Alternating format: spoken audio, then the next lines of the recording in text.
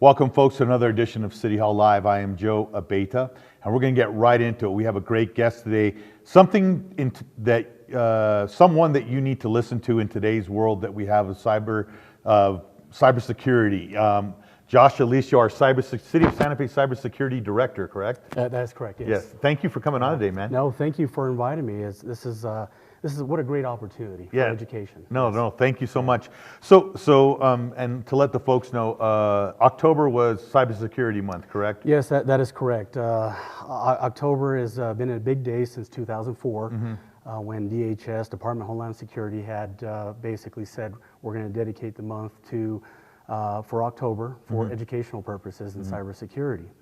And when you look back at 2004, we had started to see this wave of where information security was going. The dot-com era and all of the different technologies that were going out into the industry itself.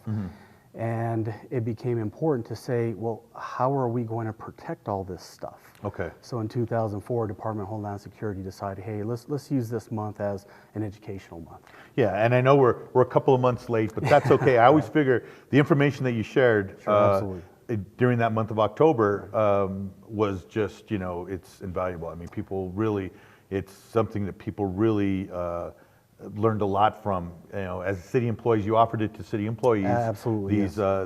These presentations, and when they went, they realized, oh my gosh, I'm so glad that I came, because it makes you aware of not being you don't feel so vulnerable out in the cyber world. It makes you feel like you can take a little bit of control as to what's going to happen to you, or even a lot of control of how you could keep your desktop at work clean, and also keep your desktop at home clean as well. That's right. So as we put together here in the city of Santa Fe, as we put together Cybersecurity Month, there was a strategy that I wanted to employ here, and that was basically taking a look at where we need to start. And so our first guest speaker that we had here, Mr. Mark Fidel from RiskSense, came in and spoke to us about social media. Yes, and I'm glad you brought that up, because I think that was a really eye-opening one. Absolutely. Definitely. And so, today we live in a world of social media where we share everything. Yeah.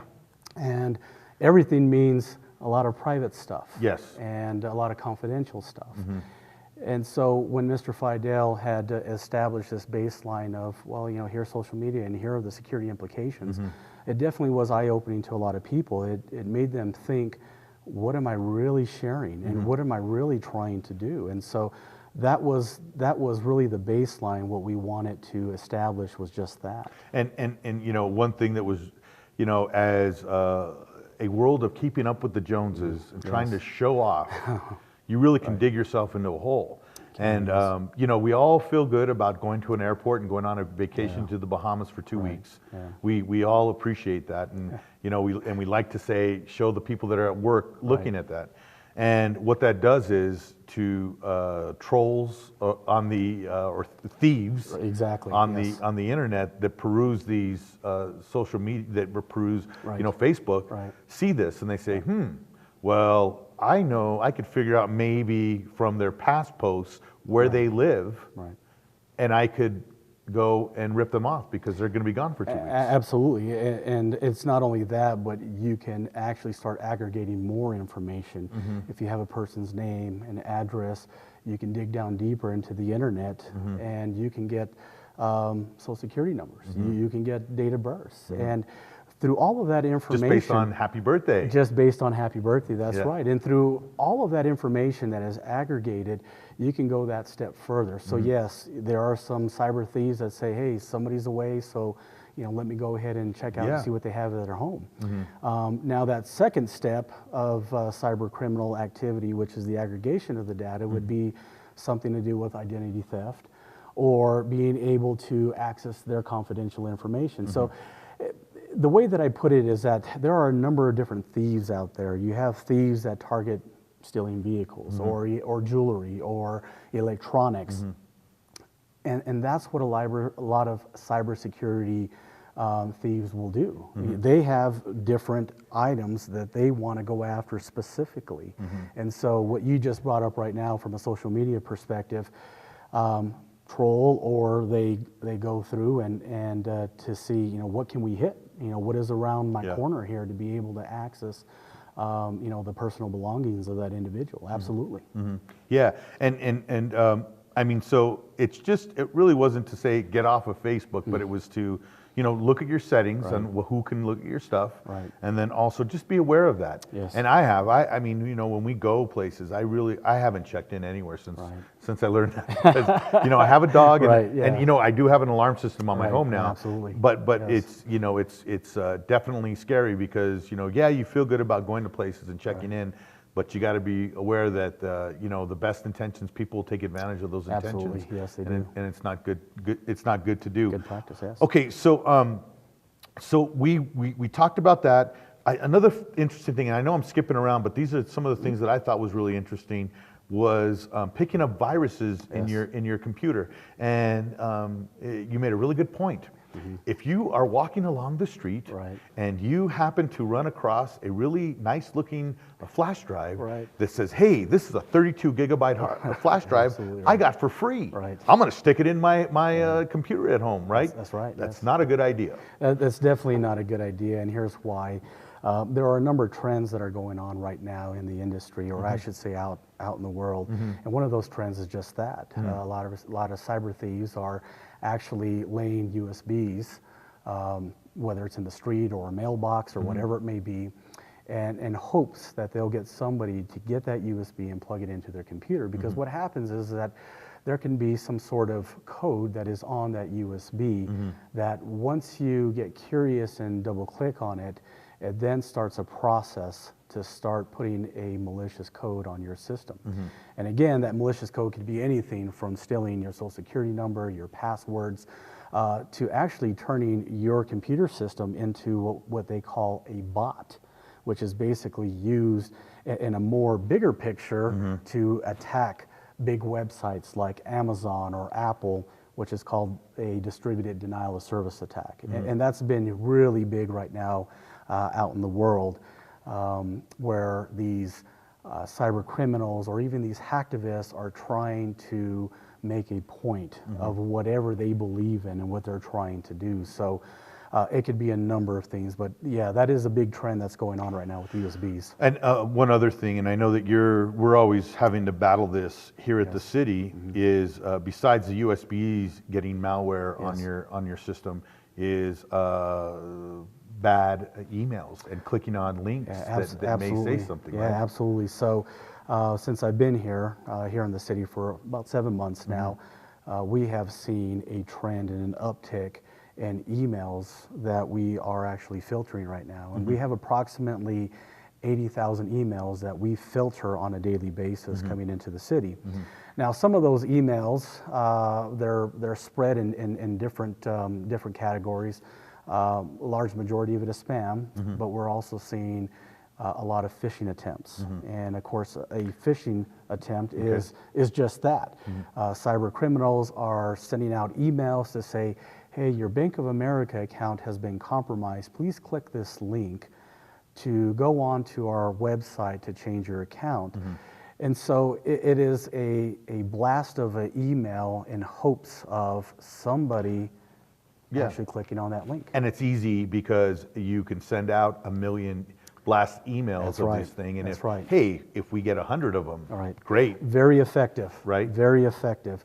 And we're not only seeing it from that standpoint, but we're also seeing it from a national standpoint. The national standpoint is much more dark, much more nefarious, because we do have foreign governments that are actually trying to compromise our federal government systems. And so it goes well beyond that. But as I go back to say, is that there are different categories of cyber criminals. Yeah, and you know, another one you had mentioned was the what was it? The ransom software. The ransomware. Yes, and that can happen so quick. I mean, within a matter of 10 minutes, you can have someone on your computer with their face saying, "Can you?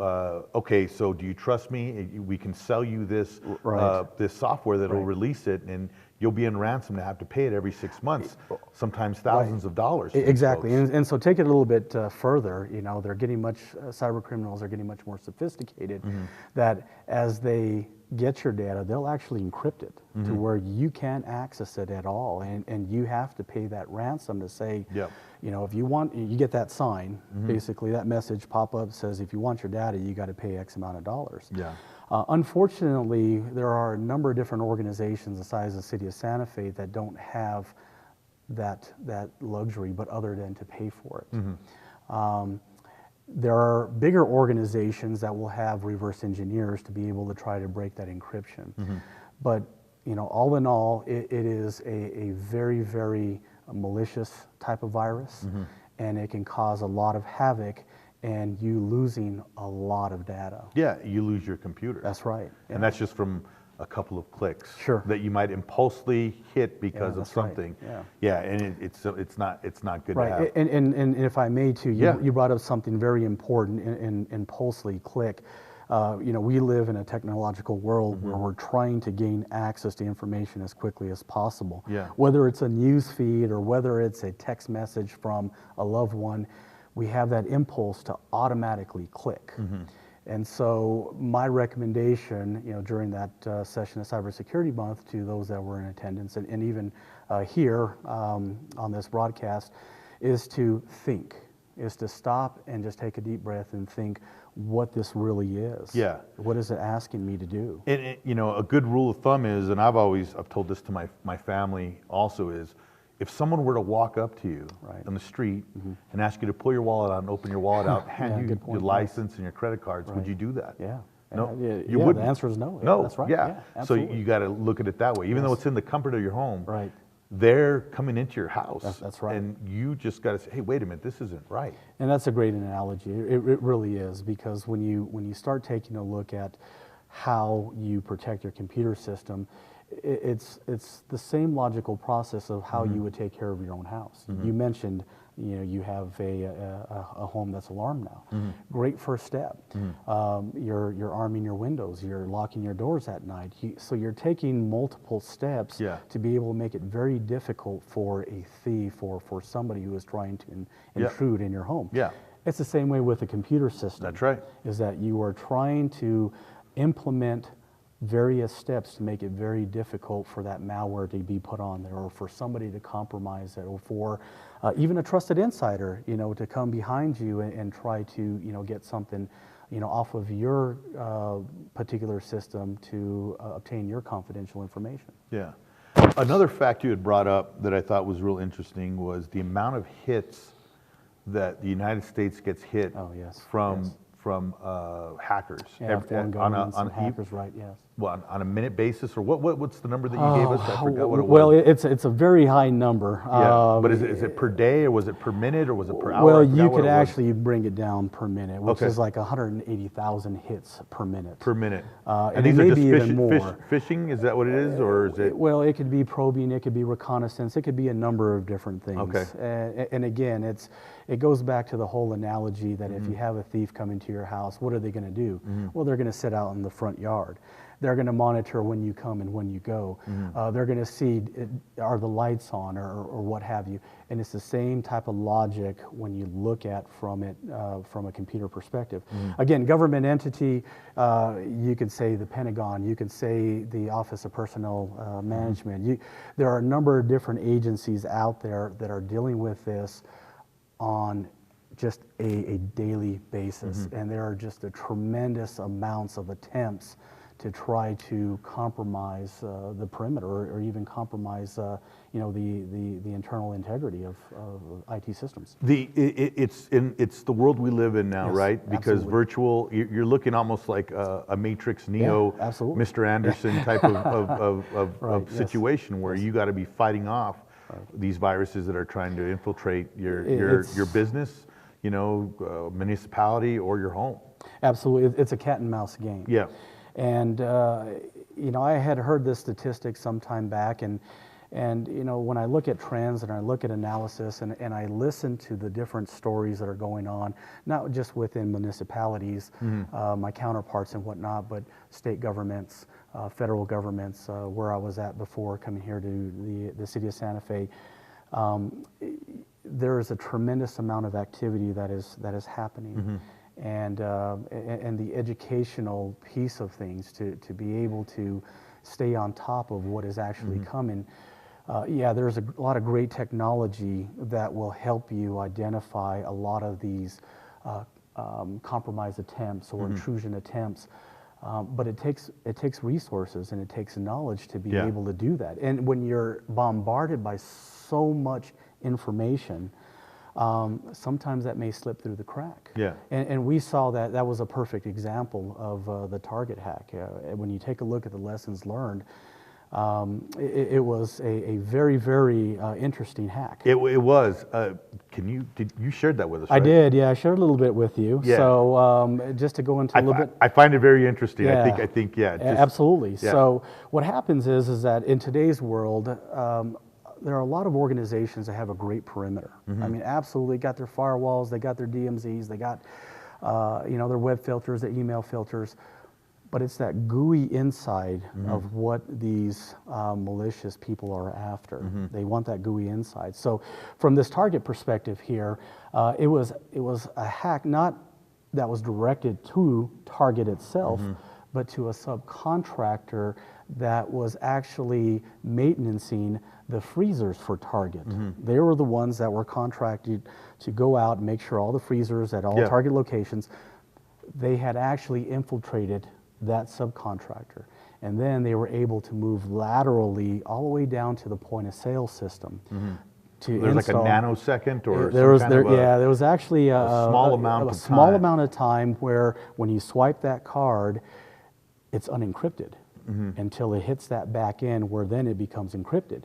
So at that point, that malicious code was actually in that sliver of time accessing that credit card We're information. taking less than a blink of an eye. Less than a blink of an eye here. Yeah. And then it was then compromised. Yeah. And so you're talking millions and millions of dollars that were compromised. Yeah. And the only reason that was found was that the malicious coder or the malicious intruder had actually went to the Department of Defense, or excuse me, Department of Justice, and said, I've been doing something that is wrong, and I think you need to take a look at it. He basically got really cold feet at that time, knowing that I am exfiltrating millions of dollars here. I am in big trouble. And the Department of Justice picked up the phone, called Target executives, and said, you got a problem.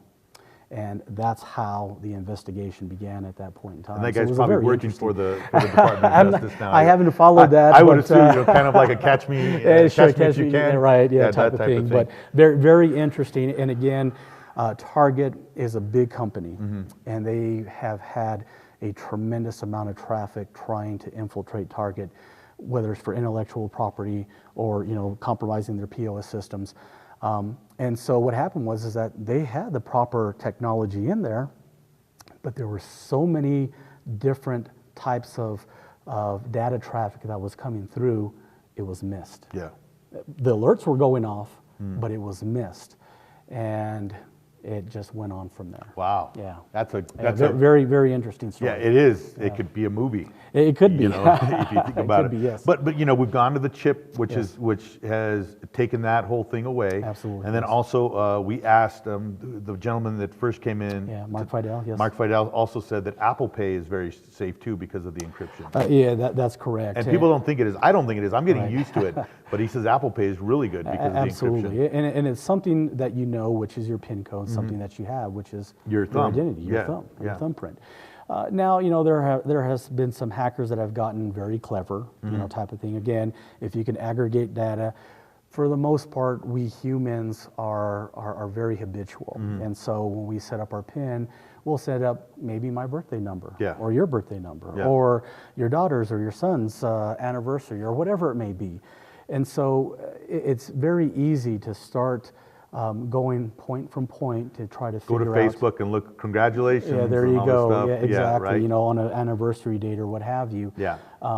And then, of course, you know, with the fingerprint, you know, hackers have come out and said, oh, well, we could put some tape and some fingerprint powder on here and pull your fingerprint and go from there, you know, which has been done.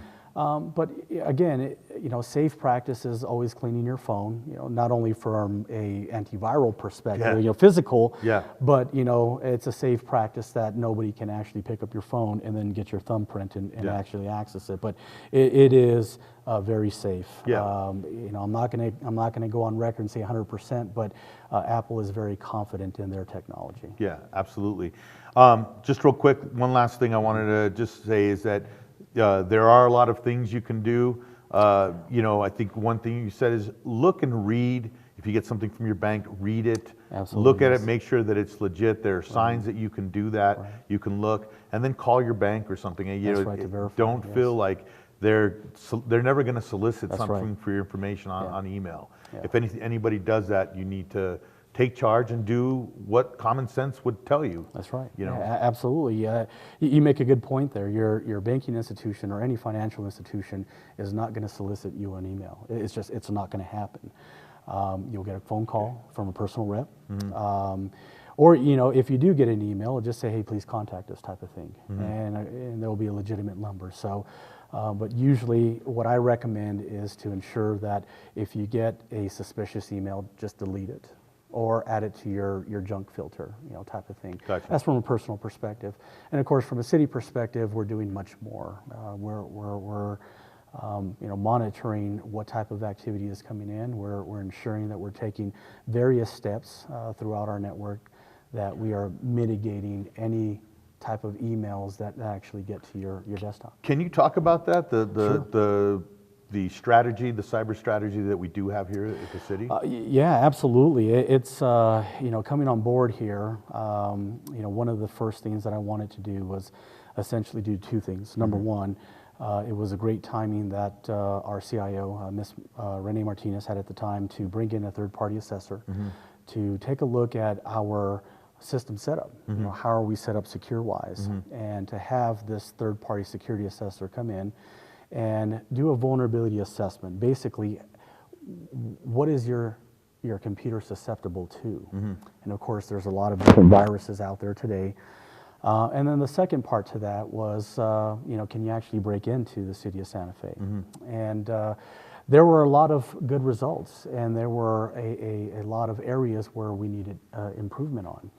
But for the most part, I was very pleased, you know, being on board for a couple months, that we are in that middle ground area within the industry itself. So on a scale from 1 to 10, the city of Santa Fe ranked number 6, which is not bad, you know, considering that there is not a full-fledged information security person, you know, consulting the city on how do we go from here to here.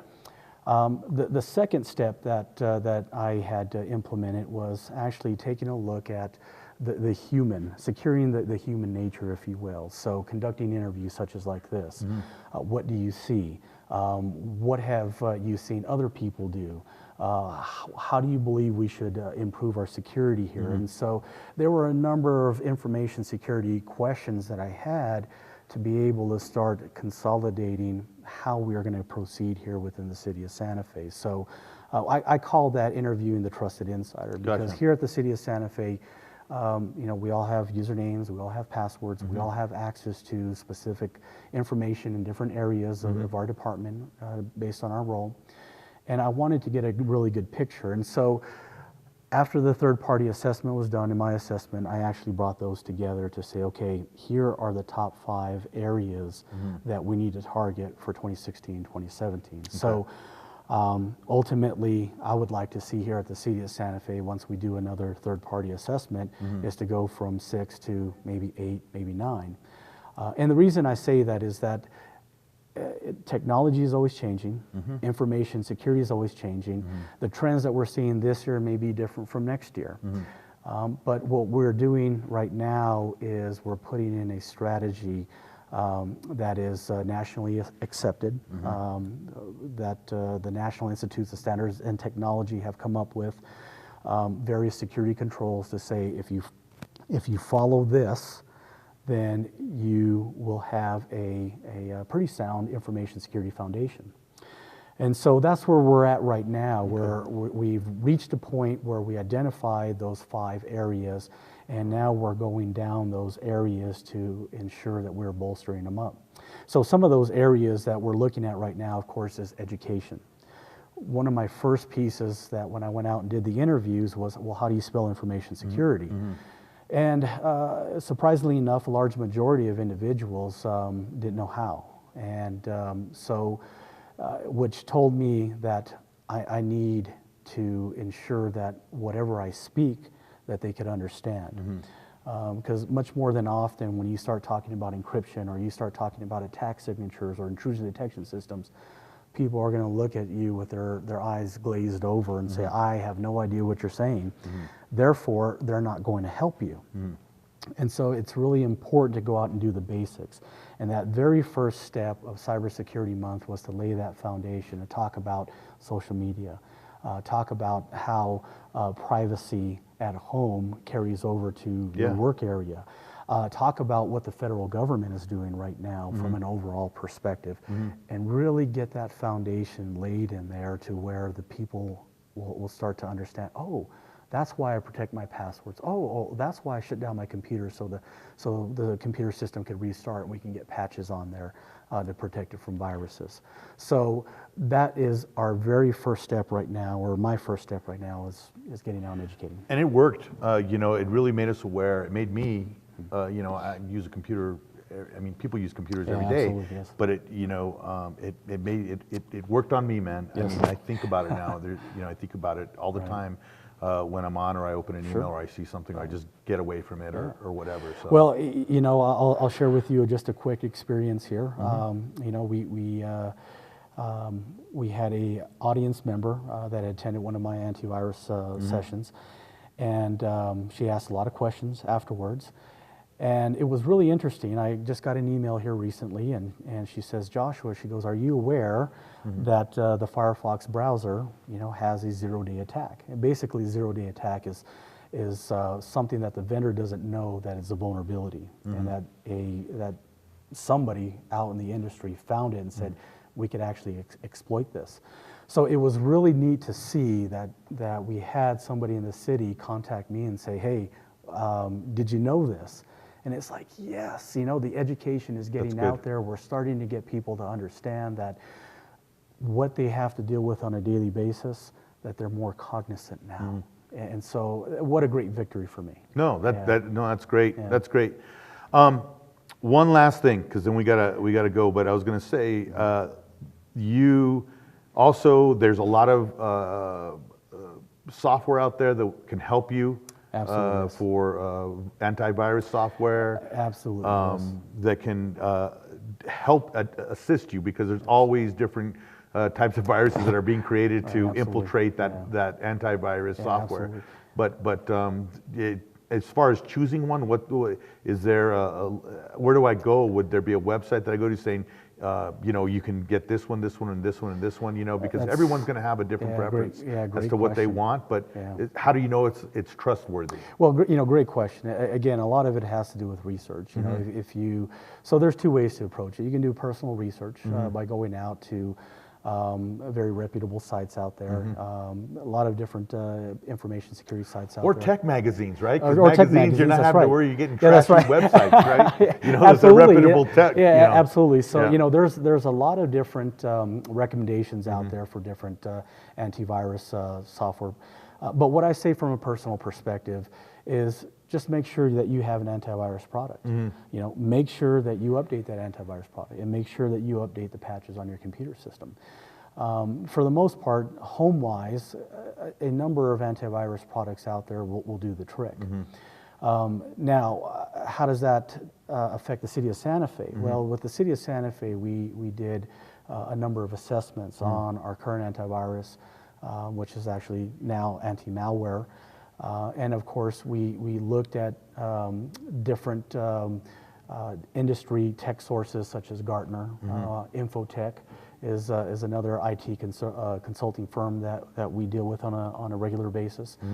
And so we looked at the best of breed and basically said, what can these antivirus products offer the city of Santa Fe? And so we had to take a look at something that was going to be customizable to the city of Santa Fe, of what we see and what we are trying to prevent, because not every solution is going to give you what you need to do. It's not a silver bullet, and it's not all encompassing.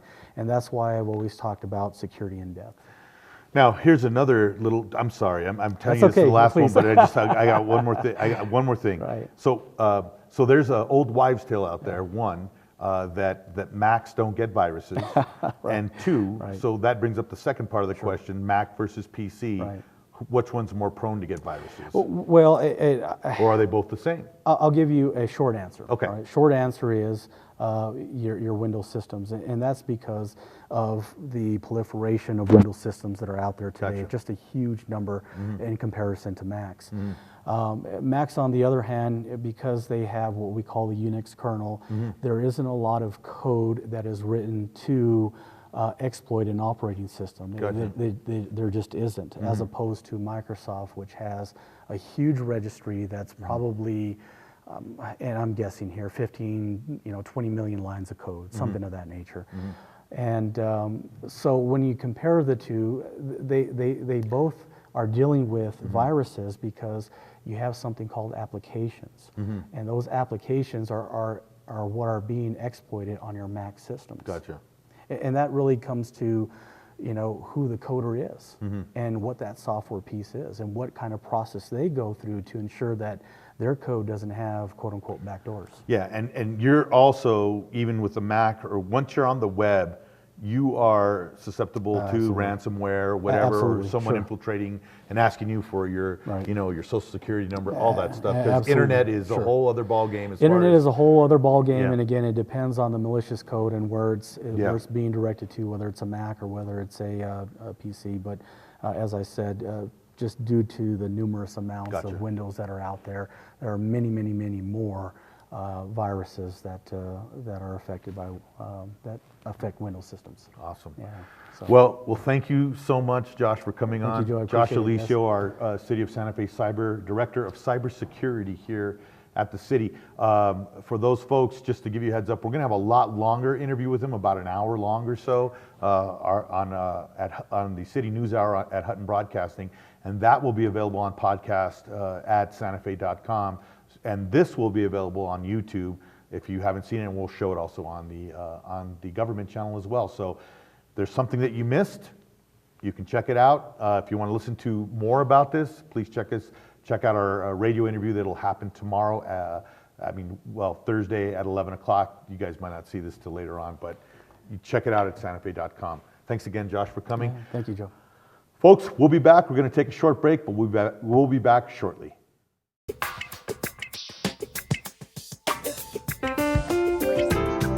My name is Leo Granados, and we're here at the La Fonda Hotel at the La Fiesta Lounge.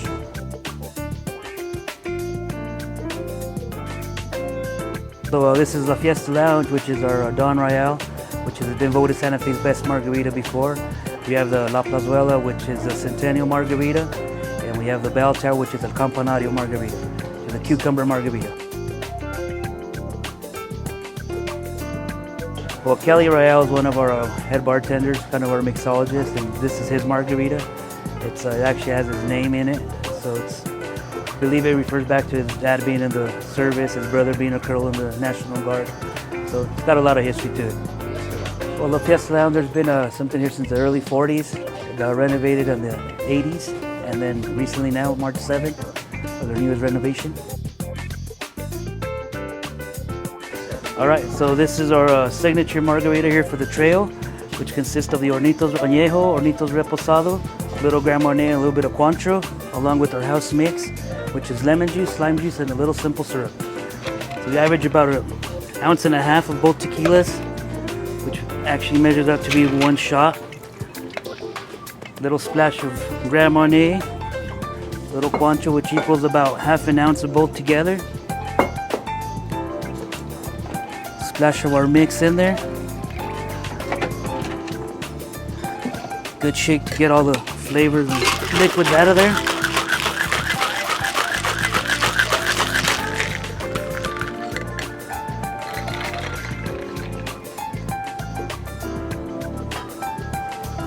Garnish with the fresh lime here. With the 2 little straws. That completes Santa Fe's best margarita right there.